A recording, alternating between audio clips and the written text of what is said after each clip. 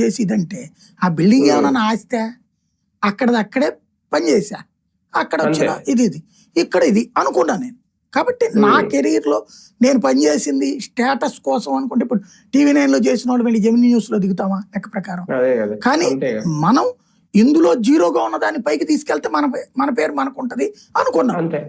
అంతే తప్పించి TV9 బ్రాండ్తో నువ్వు అది ఎందుకు వెళ్ళిపోయావు అంటే, TV9లో ఉన్నప్పుడు నేను అందులో సాధించాల్సిన వరకు సాధించేసా, సీనియర్ ప్రిన్సిపల్ కరెస్పాండెంట్ దాకా చేశా. నెక్స్ట్ లెవెల్కి అక్కడ ఆప్షన్ లేదు.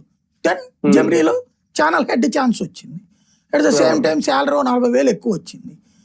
అప్పుడు ఆ స్ట్రేచర్ ఏంటి, దాంట్లో క్యాబిన్ మనకు ఒక లెక్క. మనం అంతకుముందు 10 మంది ఆర్డర్లు తీసుకునేవాళ్ళం, ఇక్కడ 10 మందికి మనం సలహా ఆదేశాలు ఇవ్వగలిగే స్థితిలో ఉన్నాం. ఇది అనుభవించాం. కానీ నేను ఎప్పుడన్నా దాన్ని ఆస్వాదించడం చూసారా మీరు? అక్కడ నేల మీద పడుకుని పని చేసుకున్న రోజులు ఉన్నాయి, చూశారు కదా. అంటే ఇది ఒక సెటప్. అంటే సైకలాజికల్గా ఈ అహాన్ని మనం వేడాలి. కానీ ఆ పొజిషన్లో ఉన్నోళ్ళు ఇవాళకి కూడా ఏమి జీతాలు రాకపోయినా ఉద్యోగాలు ఎందుకు చేస్తున్నారు చాలా మంది జర్నలిస్టులు? శాలరీస్ కాకుండా ఎదురు తెచ్చిపెట్టండి అని కంపెనీలు అడుగుతున్నా. అంటే ఆ ఈగో, మనం నాయకుడి దగ్గరికి వెళ్తే మనకు వాల్యూ ఉండదు, మనం ఇది లేకపోతే అనేది.